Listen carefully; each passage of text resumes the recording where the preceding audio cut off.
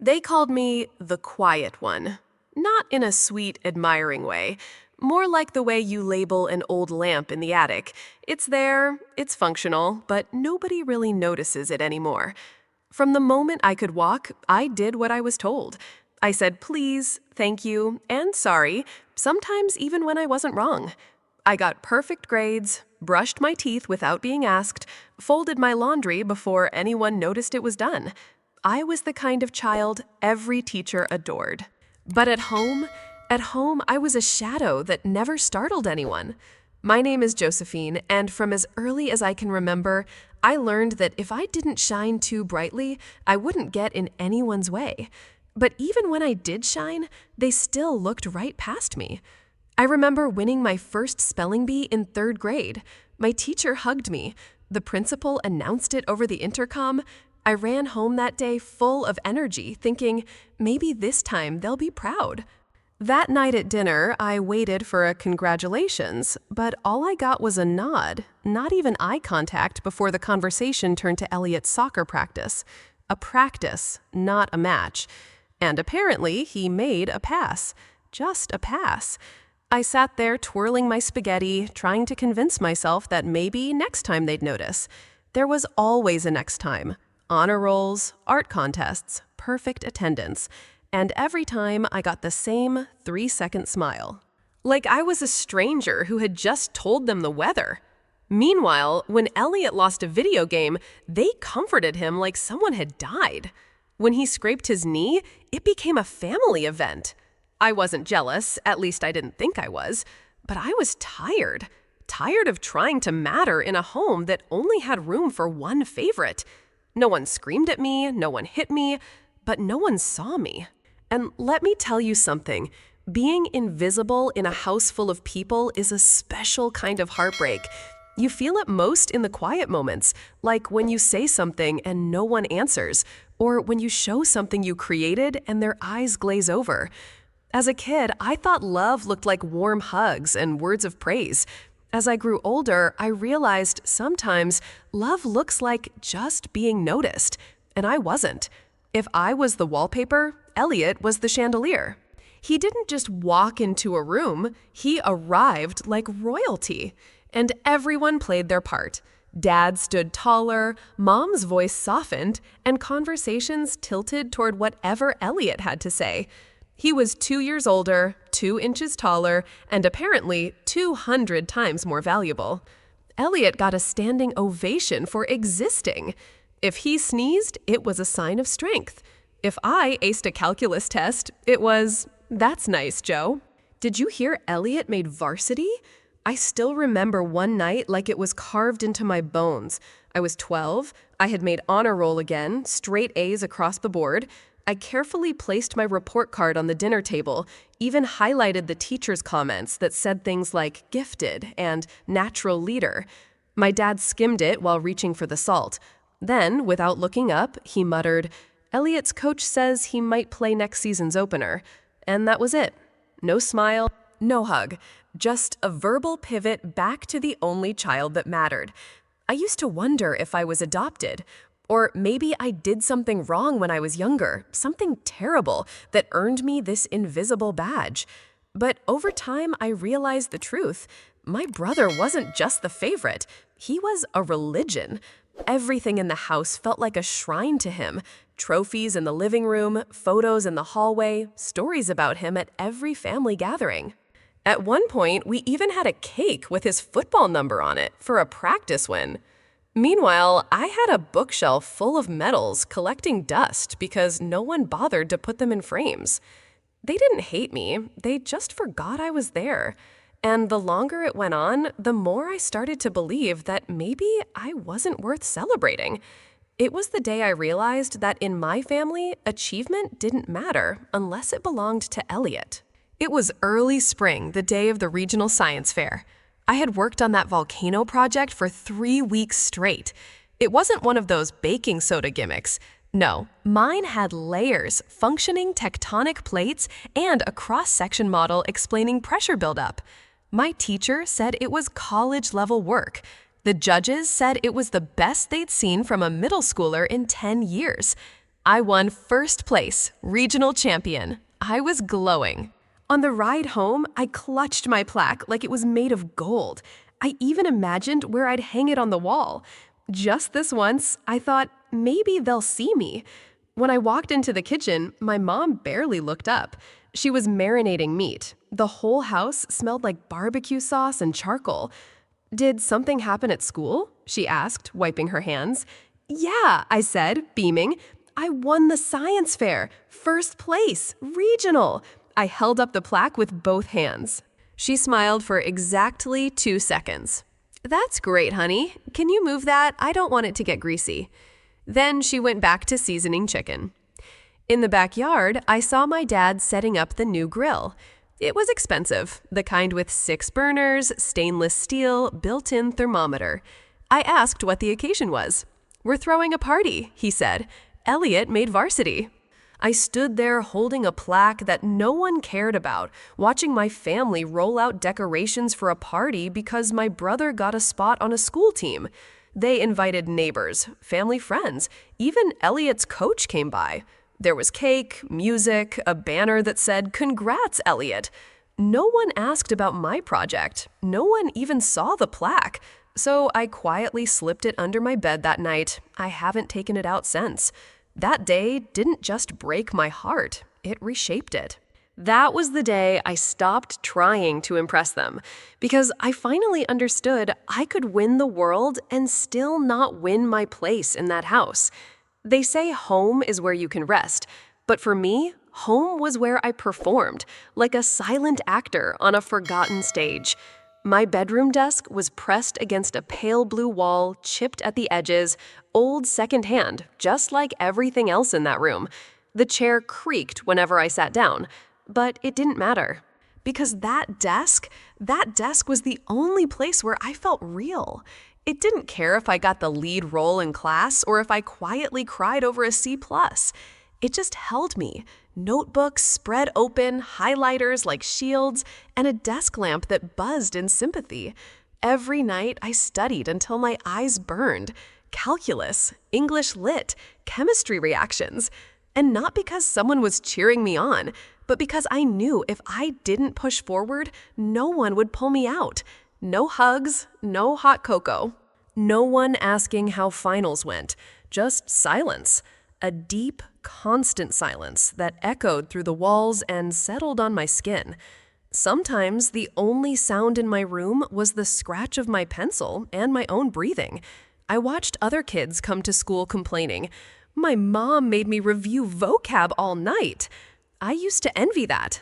At least someone made them study. At least someone noticed. In my house, if the light under my door was on past midnight, they didn't say, "You okay?" They said, "Turn it off, you're wasting electricity." And I remember thinking, if I disappear tomorrow, will anyone notice before the power bill does? That dusk saw it all. The tears, the victories no one clapped for, the notebooks with little "you've got this" notes I wrote to myself because no one else ever did. I didn't study for praise. I studied for escape. Because I believed maybe if I got far enough, worked hard enough, I could earn a home that actually wanted me in it. Some birthdays change your age. My 18th birthday changed my life. I was sitting across from my parents at the kitchen table, same place we always had dinner, same chipped corner on the surface, but nothing about that evening felt normal. My mom had made lasagna. There were no candles, no cake, no celebration. Just 3 plates, 3 forks, and a silence so heavy it could bruise. My dad cleared his throat and said, "We need to talk about college." I leaned in, hopeful, maybe even excited. I had just gotten accepted to my dream school, a top-tier university with a world-class computer science program. I had even been awarded a partial scholarship. All I needed was help covering the rest. Room, books, food, the basics. But then my father looked at me not with pride, but with that neutral, distant tone he used when talking to a stranger. And he said it, "We already used the college fund on Elliot." Just like that. No apology, no regret, just a simple, emotionless statement, as if he were talking about the weather. I blinked. I don't understand. You told me you'd been saving for college since I was a kid. We had been, my mom said gently. But when Elliot got into the private university, we knew he'd need the full amount. So we made a choice. We made a choice. 3 words that burned hotter than anything I'd ever felt. A choice. And it wasn't me. It was never going to be me. I pushed my plate away. My appetite vanished. They explained how proud they were of Elliot, how tuition was so expensive, how they didn't think I'd mind because you're so independent and you always figure things out. It was meant to be a compliment, but to me, it felt like a sentence. Figure it out. Alone. And so I did. I applied for more scholarships, took 2 part-time jobs, tutoring and delivering groceries, lived in the cheapest dorm on campus, skipped meals, lied to my friends about why I couldn't go out, and not once, not even once, did they ask if I needed help. They say college is the best time of your life. For me, it was the beginning of a war not against anyone else, but against survival. The scholarship I won covered tuition. That's it. Books, housing, food, transportation, I was on my own. So I became 2 versions of myself. Version 1, the straight-A student who never missed class, sat in the front row, and submitted assignments 3 days early. Version 2, the girl who closed the campus library at midnight, then biked to her job at a 24-hour grocery store. And on weekends, I tutored high school kids for $15 an hour just to afford ramen, peanut butter, and instant coffee. I memorized every trick. Coupons, dollar menus, secondhand textbooks. I even learned how to fake being full so my stomach wouldn't growl during lectures. Some nights, I boiled noodles in a shared dorm microwave, eating silently while roommates laughed on FaceTime with their moms. And I'd wonder, what would it feel like to have a mom ask, "Sweetie, are you eating enough?" But no calls came, no birthday cards, no good luck on finals, just nothing. My classmates complained about how annoying their parents were. Meanwhile, I was collecting coins in a jar so I could buy detergent. I wasn't living, I was surviving. And the worst part? They still posted about Elliot. Photos of his football games, his new car, his spring break trip to Cancun, which, by the way, my parents paid for. While I ate noodles, he drank margaritas on a beach. The loneliest feeling in the world is not being alone on a holiday. It's realizing your family didn't even notice. Thanksgiving came and went, no invite, no call. Just a single text from Mom at 3:17 p.m., "Hope you're eating something, happy Turkey Day." I stared at it, sitting on the floor of my dorm with a cup of instant noodles in my lap and a YouTube video playing in the background to keep the silence from swallowing me. I replied, "You too." That's it. Christmas, same story. No video calls, no gifts, just a forwarded image of a tree from Dad's work email and a caption that said, "Merry Christmas from us all." But there was no us. Just me. No one asked where I was spending the holidays. No one wondered if I had dinner plans. No one asked if I had someone to hug at midnight. And then came my birthday.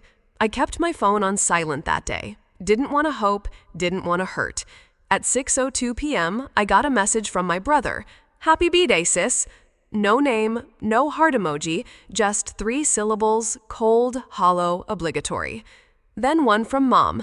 "Hope you're having a great day." I wasn't.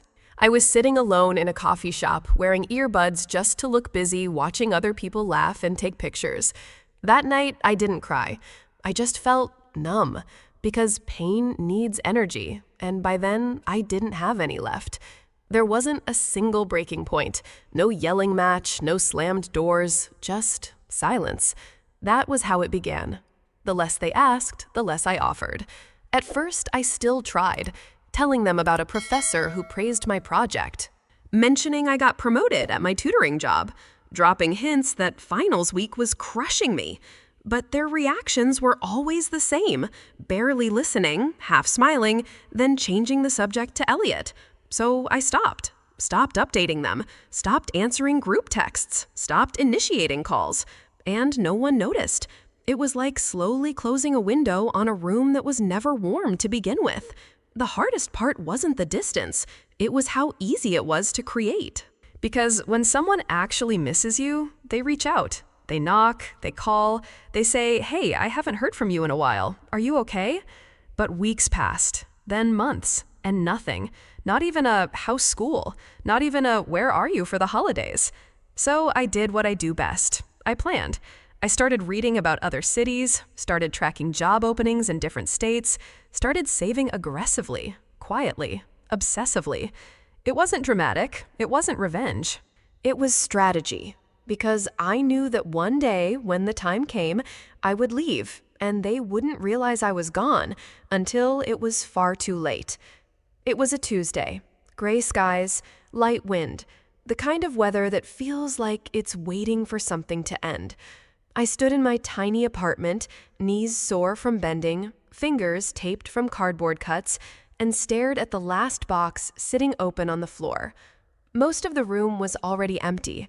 No photos on the walls, no soft echoes of laughter, just stacks of boxes labeled books, kitchen, shoes, and misc, all taped, all ready, except this one. This one was different. Inside it, I placed a framed certificate, first place regional science fair, the same one I once tucked under my bed, the one no one had ever acknowledged. Then came the honor roll letters, the scholarship email I printed and kept, a graduation cap, and beneath it all, my pride. Not ego, not arrogance, but the raw, quiet kind of pride that comes from surviving something you were never supposed to survive alone.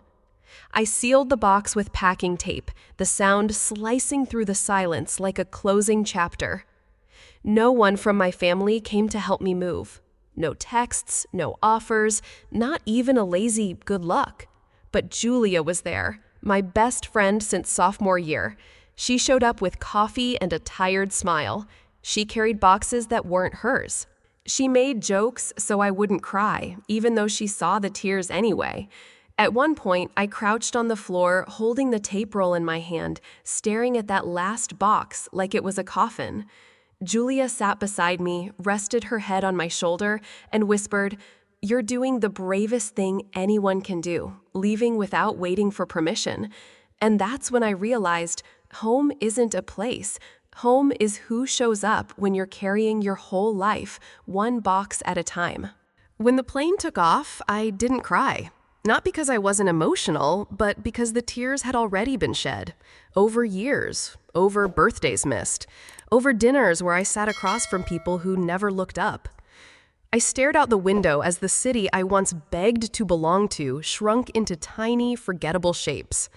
I wasn't running away, I was running forward. California wasn't just a new location, it was my reset button. A place where no one knew my family name. Where no one would compare me to Elliot, where my worth wouldn't be measured in silence. The job was everything I had worked toward, a competitive software position in Silicon Valley with a real salary, real benefits, and a manager who actually looked me in the eye when I spoke. When I got the offer, I didn't text my parents, didn't tell them during the interview rounds, didn't forward the email with the offer letter, because I knew what they would say. Nothing. Or worse, "That's nice, honey. Did you hear Elliot got promoted?" So I told no one. No announcement, no family dinner send-off, just me, 2 suitcases, and a future I built with my own damn hands. When I landed, the air smelled different, fresher, quieter, like peace had a scent, like maybe the world was finally ready to make room for me. That first night, I lay on the mattress in my new apartment, surrounded by boxes I hadn't unpacked yet. There were no texts from family asking if I landed safely, no voicemails, no missed calls, and for once, that silence didn't hurt. It healed. It's funny how fast time passes when no one's checking in. 1 week turned into 2, then a month, then 3, then 6.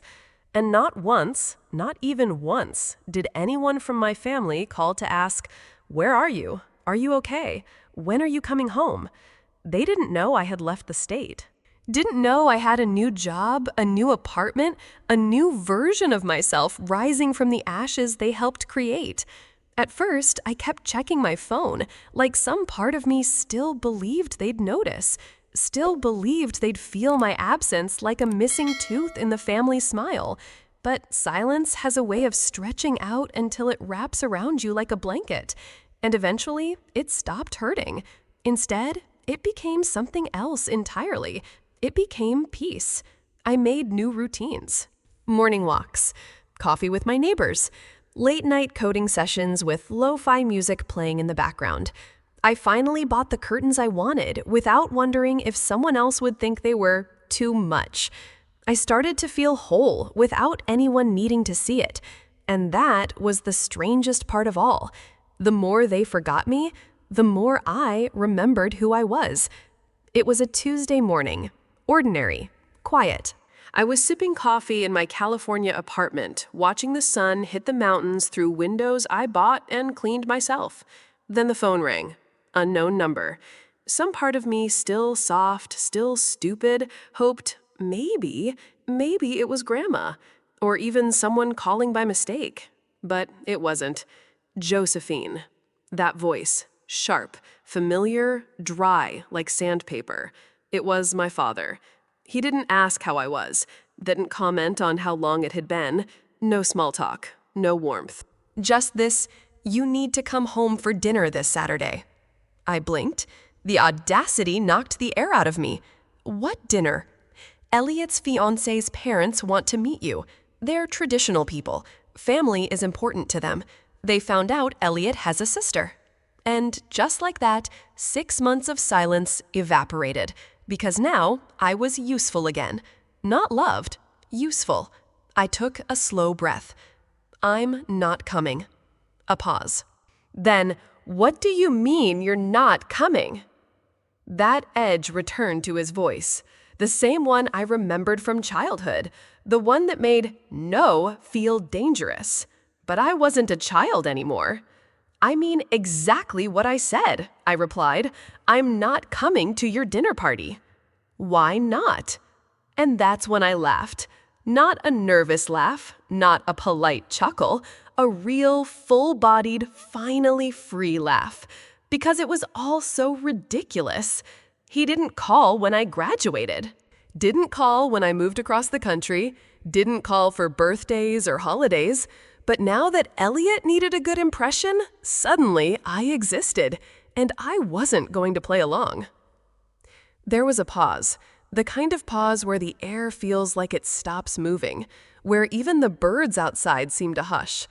I stared at the wall in my apartment, finger tracing the rim of my coffee mug, and I said it not loudly, not angrily, just like it was nothing. I moved out of state 6 months ago. Silence. Not a gasp, not a shout, just the dead weight of their confusion. I could practically hear my father blinking. Then, what do you mean, moved? I smiled, not because it was funny, but because this was the first time in my life I held power in this family. I packed my things. I left. New job, new apartment, new number, same old silence. Still nothing. And for once, I didn't rush to fill the space. I let them sit in it. Let the reality of it sink in. They hadn't even noticed. 6 months, and no one had cared enough to check. Now, suddenly, I was important again because they needed me to play happy sibling for a dinner party. It wasn't just insulting, it was clarifying, and it made one thing very, very clear. This wasn't my family anymore. He hung up on me. I set the phone down, gently poured myself another cup of coffee, and watched the steam rise like a ghost escaping the past. Then came the avalanche. First, the calls. Dad, over and over. No voicemails, no explanations. Just pure, relentless redialing as if pressing the button harder could rewind the last 10 minutes. Then the texts. Mom, Josephine, you're upsetting your father. We're not asking much, just one dinner. Please be reasonable. Another, this is important to Elliot. Don't be selfish. And finally, Elliot himself, the golden boy, the center of the solar system I used to orbit. Hey, I know they're not great at showing it, but they love you, okay? Just come. For me, I read the messages. I didn't reply. Not out of spite, not out of cruelty, but because, for once, silence was the most honest response I had. They thought I was being dramatic, petty, emotional. But the truth was simpler. They had no idea what they'd done, because they'd never paid enough attention to know. And now that the spotlight was on them, now that their image was on the line, they panicked. But I didn't. For the first time in my life, I wasn't the one trying to fix things, and that was terrifyingly peaceful. The ballroom was perfect. Gold-trimmed invitations, white roses everywhere, a violinist playing some classical piece no one was really listening to, and at table 6, an empty chair. Not just any chair, hers. Josephine's name printed on the place card next to Elliot's fiancé's younger sister, between relatives she hadn't seen in years. But she never arrived. Never texted, never walked through those grand doors in some polite pastel dress, and people noticed. Where's Josephine? Didn't she fly in from the West Coast? I heard she works for some big firm now. She's the smart one, right? Always winning awards? Eyes turned toward her parents. Mum smiled tight-lipped. Dad cleared his throat. She, wasn't feeling well. Caught something. She's busy with work. You know how she is. Fake chuckle. Always running around, never slowing down. The bride's mother raised an eyebrow. The groom's uncle whispered something. Elliot didn't say a word. And that empty chair, it stayed there the whole night, untouched, unclaimed, loud in its silence. Because sometimes absence is louder than presence. And Josephine, she didn't even check the group photos. She was too busy living the life they never imagined she could build. It started with a harmless question. The bride's aunt leaned over during dessert. So, Josephine, what does she do again? A cousin piped up. She's a tech consultant in California, lives near Palo Alto. Another whispered, didn't she graduate top of her class, Stanford or something? Then came the real question from the bride's mother. Wait, if she's so successful, why isn't she here? Why would a sister miss her own brother's engagement party? The groom shifted, his smile strained. Elliot cleared his throat. She's complicated. But that wasn't enough. Mothers, aunts, sisters, they noticed things. They started looking at the parents, at the way the mom stiffened when Josephine was mentioned, at the way the dad talked over the topic every time. Someone checked Instagram. Josephine hadn't posted a family photo in years. No wedding RSVP, no congratulations comment, nothing. Another relative spoke up. My daughter said Josephine used to cry in the library during holidays. She was always alone, even back in high school. And just like that, the air shifted. The golden boy had a missing sister and a family that never seemed to care. The bride's family felt betrayed, not by Josephine, but by the people who'd kept her in the shadows. If they treat their own daughter like that, someone whispered, what will they do to ours? The questions grew louder than the music. The fake smiles faded. And behind all the champagne toasts, a marriage was being questioned before it even began. It started quietly. The bride's mother put down her wine glass. I'd like to ask something. Why didn't Josephine come? Silence. The groom's father tried to chuckle. She's a free spirit, always has been. The bride's sister wasn't buying it. No, that's not what this is. You didn't even mention her in the speech, Mr. Hayes. You talked about Elliot's childhood, his football, his dreams, but not once did you say her name. Eyes turned to the parents.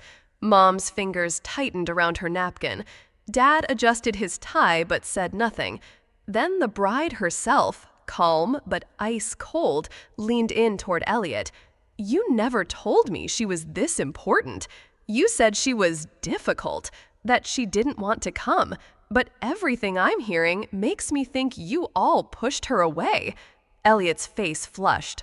He stammered, It's not like that. She always. He stopped. There was no good excuse, no polished answer left. And then the most unexpected blow. The bride stepped back from him, didn't hold his hand during the toast, barely looked at him the rest of the night. The whispers were now statements. They erased her. They only talk about Elliot. It's like she never existed. But she did, and now everyone knew. At 28, Josephine turned the key in a front door that no one else had ever opened for her. No congratulations from family, no "we're proud of you" message, no ribbon, no welcome mat, just her alone and the quiet creak of possibility. The house wasn't huge, but it was hers. A soft gray roof, clean white walls, a garden with herbs and lavender. Sunlight spilled through tall windows in the kitchen. There was a small bookshelf by the reading chair. A coffee machine that brewed slowly, like a ritual. Wi-Fi strong enough to run her projects. And most of all, no shouting, no judgment, no comparison. Just peace. Every photo on the wall she picked, every color on the curtain she chose, every inch of that space whispered, "You are enough." She didn't invite her family, not out of revenge, but because this place was her sanctuary, a sacred space built not with wood and nails, but with boundaries, survival, and silent victories. And in that silence, Josephine smiled, because for the first time in her life, she was home. It started with a text from Elliot. "I miss you, Joe. I didn't realize how much until you weren't there." Then came Mom. "We made mistakes. Please come back. We can talk." And then Dad, the man who once told her, "We spent the money on your brother. You're strong. You'll survive." Now his message simply said, "I was wrong." The messages kept coming. Cousins she hadn't spoken to in years. Aunt Linda, even Grandma from Dad's side. Some sent long emails. Some found her new mailing address and sent actual handwritten letters. She stacked them in a drawer, neatly, unread, not out of spite, but because she remembered. She remembered every lonely birthday, every holiday card that never came, every time she begged for attention and got a shrug. She remembered eating instant noodles while Elliot got steak and tuition. She remembered being nothing more than the spare kid. Now they remembered her.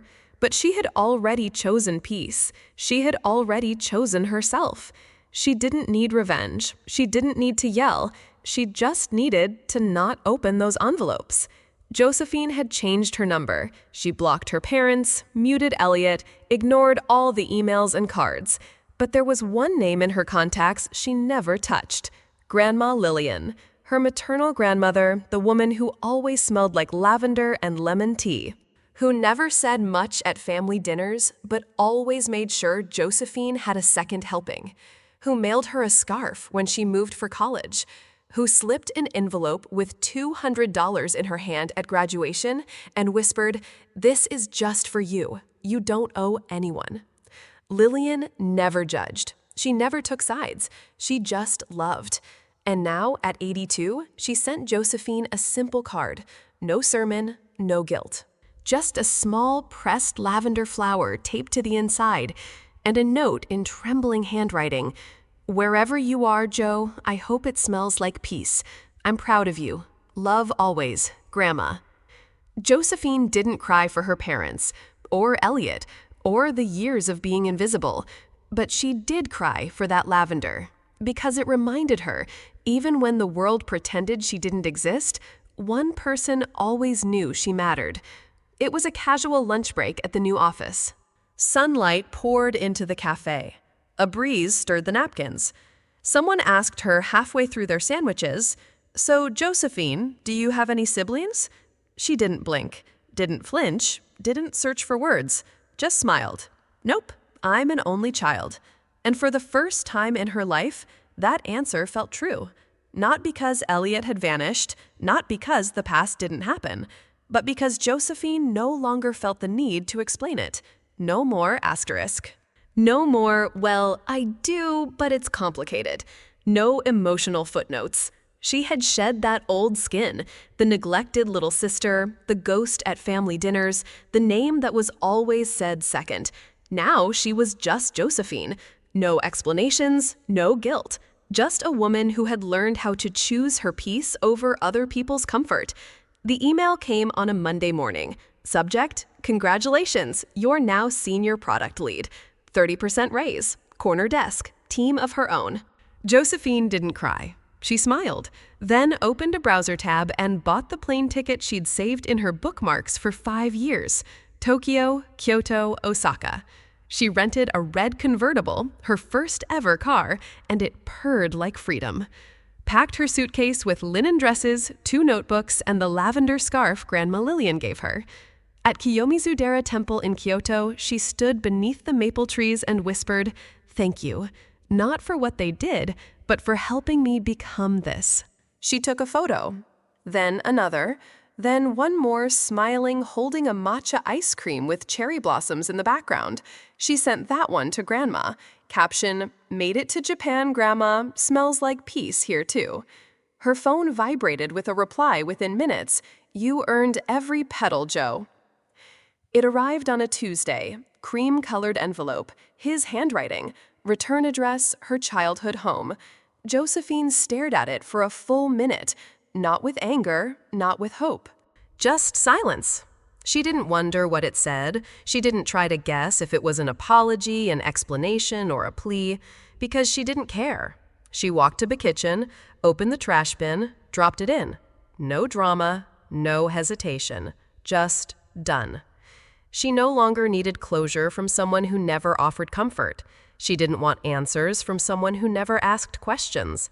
And she certainly didn't need a single cent from a will she was never really part of. For the first time in her life, Josephine didn't feel invisible. She felt free.